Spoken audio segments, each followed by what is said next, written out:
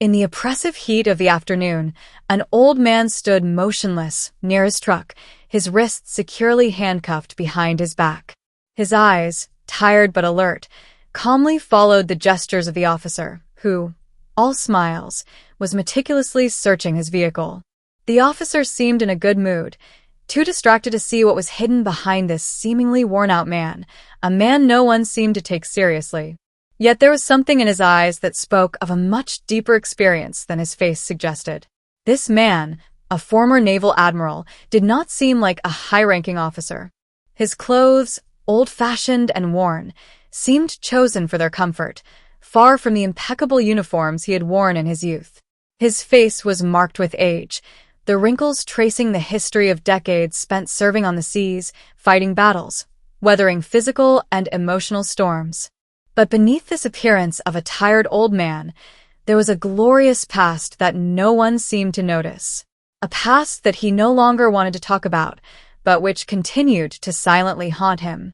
The sun burned mercilessly in the sky. The air almost seemed to freeze under the unbearable heat that permeated every inch of the space around him. Samuel Joseph, a 60-year-old black man, stood there with his arms crossed across his chest, indifferent to the handcuffs gripping his wrists. This was not just a routine stop. He wasn't there to discuss his past or explain the dark irony of his situation. Far from the sea and the battles he had fought, far from the memories of another time, he found himself on this deserted road, alone, but with a calm resignation which belied his tired appearance. Beside him, his lunch, contained in a brown paper bag, was a modest distraction, a meager relief from the tedium of the journey. The bread and cheese he had brought were barely enough to break the monotony of the road. He didn't even think about food. His thoughts were elsewhere, far from the concerns of the moment. A shrill cry suddenly broke the oppressive silence. In Samuel's rearview mirror, a patrol car appeared, approaching at full speed, a siren piercing the hot air. The imposing authority of the vehicle stood out in this desert landscape, like a menacing shadow approaching him. The siren wailed through the heavy air, a heartbreaking sound that seemed to fill the atmosphere with palpable tension. Samuel sighed quietly, the heat of the afternoon seeping into his bones, but he wasn't surprised. This type of incident had become all too familiar in recent years. His hands, despite their age, tightened around the steering wheel, his grip firm but serene. He swerved his truck to the side of the road, without haste, like a man who has learned to accept life's unexpected turns. It was not the first time he had been arrested. He had experienced hundreds of them, but this time something seemed different. A heavy feeling in the air told him that this stop was not like the others. Maybe it was just the heat, or maybe it was the way the officer was looking at him, or maybe it was this strange feeling he had, like a page of his story was being unfolded. Turn, without him being able to do anything to prevent it. The memories of the sea, of the battles, of the men he had commanded, all this seemed distant to him, almost unreal. But one thing was certain. He was no longer that intrepid young admiral. He was no longer the one who commanded ships at sea. The man he had become had taken root here, on this road, among these fields of tall grass and dusty trees. His battles were behind him, but there was still a war to wage, a silent war, against prejudice, against hasty judgments, against a system that he had faced for decades and which, today, seemed to be catching up with him. Two police officers got out of the patrol car.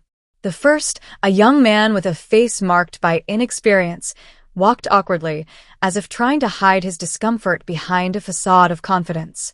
Every step seemed hesitant, every movement a little too calculated. His gaze avoided Samuel's, as if he was afraid of learning too much about the man he was about to approach. The second, on the other hand, Officer Robert Allen, displayed a confident, almost arrogant approach. His presence was imposing, and his gaze radiated a cold certainty, as if he had already judged the man he was going to question, regardless of what he might discover. "Hello, sir," Allen said with a smile that was almost too wide, that of a man who wanted too much to appear friendly, but whose voice already betrayed a certain disdain. "Do you know why I stopped you?" Samuel, with an almost disturbing tranquility, replied calmly, "No, officer." Officer Allen, bluntly, scanned the interior of the truck as if every object could hide a threat, as if the vehicle itself was some kind of death trap, waiting to be triggered at the slightest movement. "You are driving too slowly. It's dangerous. You know, it could cause an accident. Show me your papers." Samuel, implacable, handed over his driving license without protest, without a word of challenge. Allen glanced quickly at the ID card, a cold, almost mechanical gaze, before motioning for his partner to exit the vehicle. "We're going to check that everything is in order," he said in a dry tone, as devoid of empathy as his face. Samuel stood up slowly, his body tired, his legs worn by age and the trials of life, but his back remained straight. The movement seemed slow, almost ritualized, as if he knew that every gesture could be interpreted, every movement observed. He didn't need to scream, protest, or defend himself. He knew he was more than what met the eye, more than the appearance of a seemingly docile old man. Allen, without the slightest hesitation, leaned down to begin searching the truck. There was no gentleness in his gestures, just a cold haste, as if everything had to be turned over, checked, searched, and that Samuel deserved no consideration other than that of a suspect. He grabbed the brown paper bag that was resting on the passenger seat, opened it without delicacy, and took out a sandwich wrapped in wax paper, as well as a few napkins which fell to the ground. "Oops," he sneered, with obvious malice in his voice, a clear intention to provoke a reaction. But Samuel, implacable, did not move an inch. His eyes remained calm, his face expressionless, as if each taunt passed through him without touching him. "Did you find what you were looking for, officer?" he asked in a flat, calm tone, as if he were speaking to a stranger and not to a man who was allowing himself to search his privacy for no reason. Officer Allen ignored the question with visible contempt and grabbed Samuel's old cap. He held it up in front of him, holding it like a trophy, examining it exaggeratedly, with almost caricatured interest. "Well, what is it? A souvenir? A purchase at a flea market?" Samuel, without letting himself be destabilized, replied in an even, almost detached tone, "It's my cap." "Yours?" Allen laughed, a loud, nervous laugh that exuded barely concealed condescension. Let me guess. You're a big shot, retired admiral, huh?" The sarcasm was palpable, but Samuel didn't flinch. He stood straight, implacable, his eyes fixed on Allen without a sign of agitation. There was a silent strength in his calm, a form of dignity that protected him much more than anger would have done. The humiliation was there, in the air thick with heat, in the way Allen looked at him, like an object he could turn and turn as he pleased, but Samuel no longer felt it. He had experienced it too often. Just as Allen was about to continue his excavations, perhaps looking for something more to show off, the sound of an engine made everyone look up. A hulking black SUV abruptly stopped a few feet from them, a menacing silhouette silhouetted against the hot afternoon air. The vehicle door opened with a loud crash, and a tall man, immaculate in his navy blue uniform, stepped forward. His posture was that of a soldier, straight and indisputable, his gait full of the assurance that we attribute to men of power. "What's going on here?" the man asked in a sharp, authoritative voice, as if he had just interrupted a scene that did not deserve to be performed. Captain David Hunter, a man whose imposing figure exuded natural authority, approached with a firm step, his piercing gaze scanning the scene with calculated speed. In an instant, he seemed to assess the whole situation. His eyes rested on Samuel, still handcuffed and standing with a serenity that betrayed a past full of experience. Then he turned his icy gaze to Officer Allen, who was clearly taken aback. "Did you arrest this man?" he said in a low but serious voice, pointing to Samuel with an imperceptible movement of his hand. The intensity of his gaze left no doubt. He was not waiting for a response. He was simply imposing an immediate recognition of the facts. "He's a retired admiral." Officer Allen, who had only just realized the magnitude of his mistake, froze, his face suddenly marked by panic. His lips moved without making a sound. Then he sat up with a start. "An admiral?" he repeated, incredulous. Captain Hunter slowly turned his head towards Alan, his gaze sharp as a cleaver. "Yes, an admiral. And if you had taken a minute to check his papers before acting like a vigilante, you would have known," he said sharply, each word striking as a final judgment. There was a mixture of exasperation and disappointment in his words, as if this situation, although familiar, was actually unacceptable. Alan, visibly destabilized, was now confronted with the magnitude of his mistake.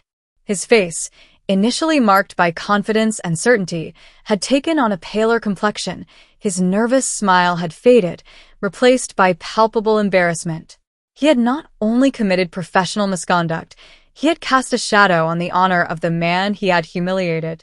The young policeman, trapped by his own misstep, slowly began to remove Samuel's handcuffs, his movements hesitant and clumsy. His eyes sought to avoid Captain Hunter's gaze, but the latter had no trouble communicating, with a simple movement of his head, that this moment was much more than a simple administrative error. It was a serious breach of human and professional dignity. "Think before you judge," Samuel said, his voice calm but firm, imbued with a quiet authority that seemed to draw on years of military service and the battles he had fought, not only on the field but also in his life. Daily. His tone was not a simple reprimand, but a tacit reminder of the importance of respect, a respect that Alan and so many others seemed to have forgotten. A few minutes later, a military vehicle arrived, a dark jeep, marked with the Navy emblem. The soldiers on board had been informed of the situation, and quickly, a uniformed officer came to confirm Samuel's identity. He greeted Captain Hunter, but his gaze immediately fell on Samuel, his face briefly freezing in recognition. There, in the military courtesy, in the tacit homage of recognition, there was no error, no doubt. Samuel was a man of honor, a former admiral whose career had been forged in times far more difficult than this one. Officer Allen, all smiles and arrogance gone, lowered his head, his expression frozen in a mixture of shame and confusion. The humiliation was now complete. He had been caught in his own trap, and his inability to recognize the dignity of the man he had underestimated left him defenseless. His role as authority was nothing more than a fragile facade. He could no longer justify himself, no longer hide behind the legitimacy of his uniform. The scene, filmed by a passerby who had observed the entire incident, quickly circulated on social networks. Within hours, the recording went viral. Internet users, outraged by the officer's attitude, began to comment en masse, condemning Officer Allen's behavior. The video showed not only the obvious injustice of the arrest, but also how a man, apparently unimportant in the eyes of the authorities, had been humiliated in public for no good reason. The incident became a national scandal. The hashtags #JusticeForSamuel and #RespectAdmiral proliferated online as journalists rushed to cover the story. Within a few days, the name of Samuel Joseph was on everyone's lips. A figure of military authority fallen to injustice, a former admiral who, even in retirement, had once again led an important battle, but this time for something greater than himself, human dignity and respect between citizens and those who are supposed to protect them. In the discussions that followed, emphasis was placed on racial bias and systemic blindness that may exist in law enforcement. We wondered how many other Samuel Josephs had not had the chance to see a captain like Hunter pass by to restore order. The scene of humiliation of an elderly man, a naval veteran, was seen not only as an error of judgment, but as a reflection of many deeper problems in the power structures. The next day, Samuel became an iconic figure, an unexpected symbol of dignity and resilience in the face of injustice. But far from rejoicing at this sudden attention, which could have propelled him into the spotlight of fleeting notoriety, he chose to remain true to himself, silent, humble, and anchored in his principles. He had never sought to be a hero, much less become an icon. However, the way in which his story had captured the attention of the media and social networks testified to the depth of his experience, to the silent impact of his life choices. During a television interview, reporters, driven by the need to understand the significance of what had just happened, asked him what he thought of Officer Allen and the incident in general. The question, although predictable, was tinged with the hope of a spectacular response, a position that would further fuel popular indignation. But Samuel, with the quiet wisdom that had always characterized him, refused to fall into this trap. "It's not my story that matters," he said in a calm but firm voice, a calm tone that resonated like an echo of his years of service, of his battles in another world, larger and more complex than that of this deserted street.